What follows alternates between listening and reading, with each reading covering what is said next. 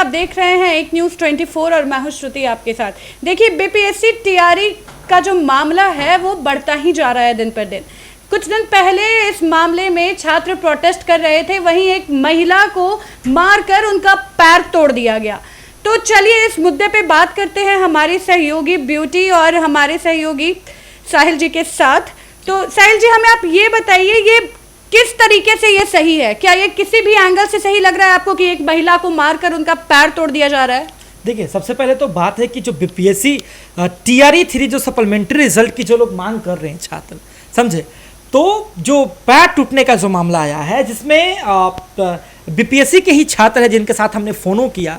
फोनो के बाद उन्होंने जानकारी दी कि बार बार जब वो आंदोलन करते थे तो डेलीगेशन टीम की मांग की जाती थी कि एक डेलीगेशन टीम को जो है भेजा जाए ताकि वो जो है एसीएस से बात कर सके, चाहे सिद्धार्थ सर की बात कर ले, या फिर जो है चाहे वो शिक्षा मंत्री से बात कर सके, या फिर कोई समाधान उनका निकाला जाएगा। आप एक डेलीगेशन टीम को, क्योंकि सैकड़ों की संख्या में छात्रों को ले जाना संभव नहीं है, लेकिन छात्रों का कहना था कि डेलीगेशन टीम जाती है, उनको घुमा फिरा करके भेज दिया जाता है और कुछ हो नहीं पाता है। और छात्रों को ऐसा लगता है कि नहीं, डेलीगेशन टीम की गलती है, हमारी बातें पहुंच नहीं पाई।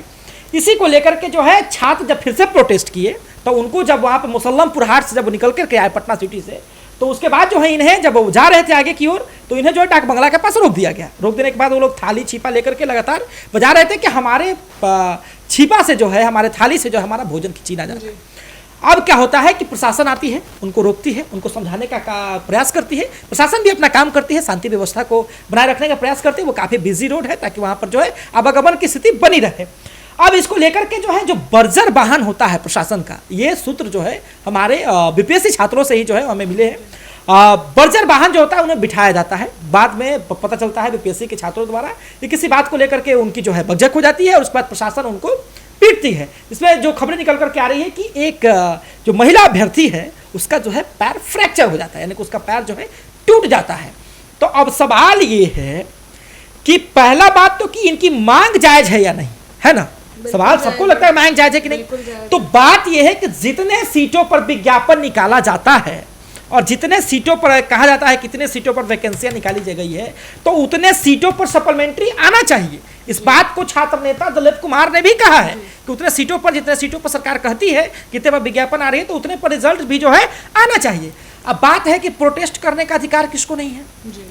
जयप्रकाश नारायण बिहार के वो लाल थे जिनके नाम से आज एयरपोर्ट है पटना का, पटना का एयरपोर्ट है। उन्होंने कहा था कि जिस ओर जवानी चलती है उस ओर जमाना चलता है। और युवा जो है बिहार की राजनीति या केंद्र की राजनीति में क्या प्रभाव पड़ता है?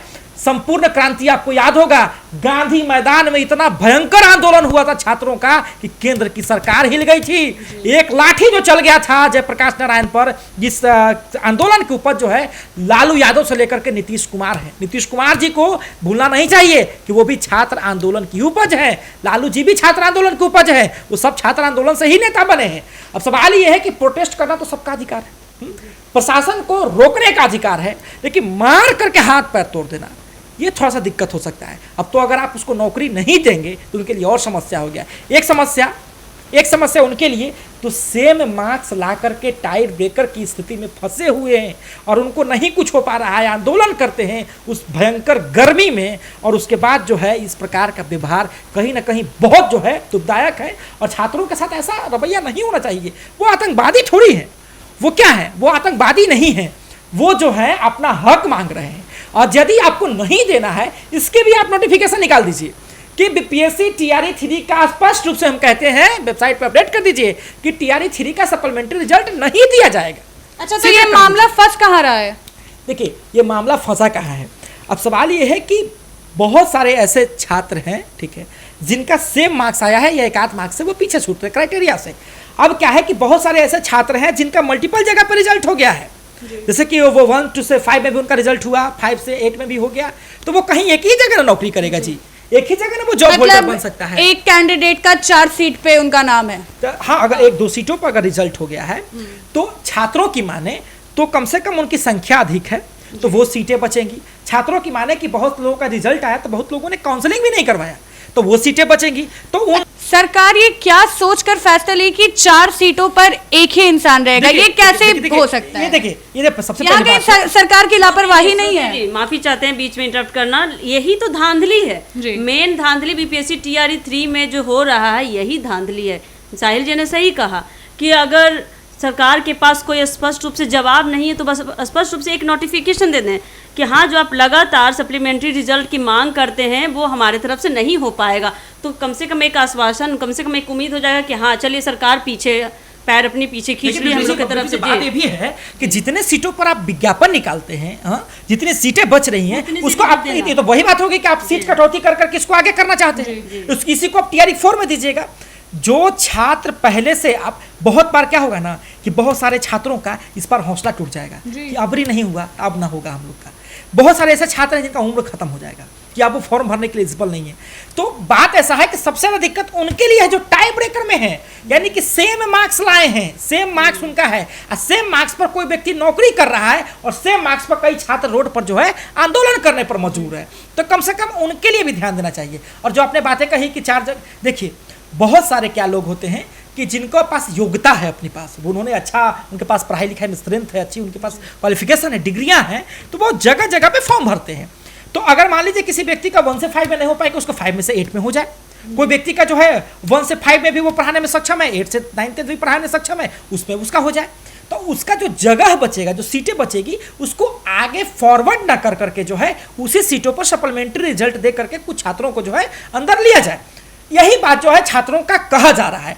अब इसी को लेकर के लगातार आंदोलन कर चुके हैं। अब बात है कि आयोग का, बीपीएससी का आयोग स्पष्ट तरीके से इस बात को कह चुका है कि यदि शिक्षा विभाग की तरफ से या शिक्षा मंत्री की तरफ से हमें कोई लेटर आता है लिखित आश्वासन में कि आपको सप्लीमेंट्री दिया जाए तो हम दे देंगे, हमको इसमें कोई दिक्कत नहीं। यदि आप छात्रों से बात करेंगे वो स्पष्ट तरीके से इस बात को कहते हैं कि आयोग कहता है कि हमें कोई लेटर आएगा तो हम दे देंगे। लेकिन सवाल है कि एजुकेशन मिनिस्टर भी इन लोगों को आश्वासन देते हैं, छात्रों की अगर माने तो एजुकेशन मिनिस्टर इन लोगों को आश्वासन देते हैं, लेकिन बाद में इन्हें कहा जाता है टीआरई 2 में जिन मामलों में जो सप्लीमेंट्री नहीं दिया गया था, टीआरई 2 का हवाला देकर के जो है इनको टीआरई 3 का सप्लीमेंट्री रिजल्ट नहीं देने की बात की जाती है।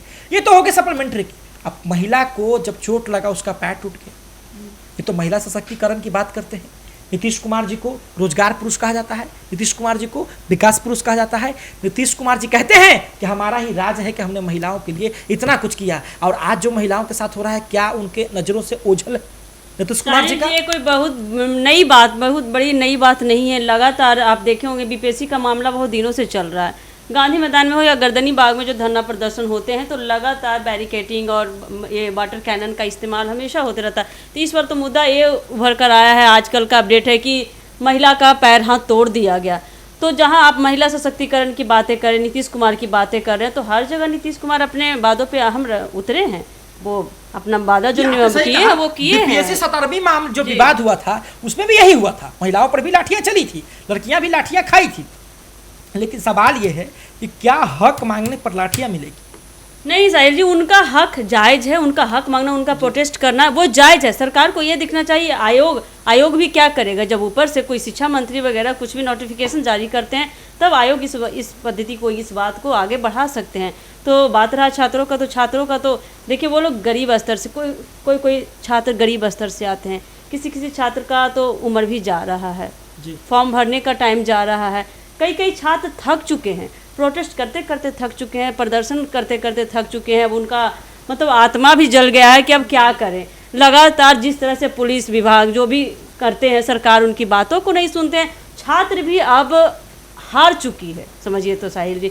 तो अब सरकार को चाहिए कि उनकी बातों को सुने। आयोग को चाहिए कि कुछ भी आश्वासन दीजिए, या शिक्षा मंत्री को चाहिए कुछ भी नोटिफिकेशन जारी कर दीजिए, एक स्पष्ट जवाब दीजिए कि छात्रों को कम से कम एक उम्मीद का किरण दिखे कि हाँ उनके हित में भी कुछ किया जाएगा। तो लगातार बीपीएससी टीआरई का मामला हो, बीपीएससी 17वीं का मामला, प्रीलिम्स का मामला, उस सारे मामलों में तो ऐसे ही अटका पड़ा है साहिल जी। तो सरकार आखिर कब उनके हित में बातें करेगी? क्वेश्चन ये उठता है, जनता का सवाल अभी भी है सरकार से, आयोग से, शिक्षा मंत्री से, लगातार से। वो छात्र नेता दिलीप कुमार का भी ये सवाल है शिक्षा मंत्री से कि कब आखिर छात्रों के हित में बात कब होगी?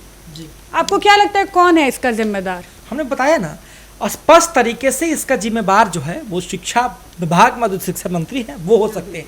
वो इसलिए हो सकते हैं, नीतीश कुमार की सरकार जिम्मेदार हो सकती है। क्योंकि वो तो इसलिए साफ दिख रहा है कि आयोग तो सीधा टाल रहे हैं कि अगर शिक्षा विभाग से कोई नोटिफिकेशन आता है तो हम इसको आगे बढ़ाएंगे। तो आयोग तो यहाँ पे आयोग की तो श्रुति जो कोई गलती दिख नहीं रही, यहाँ तो शिक्षा विभाग का ही गलती दिख रहा है हमको। और शिक्षा विभाग के साथ ही भी जो सरकार है उसकी गलती हो सकती है। क्यों?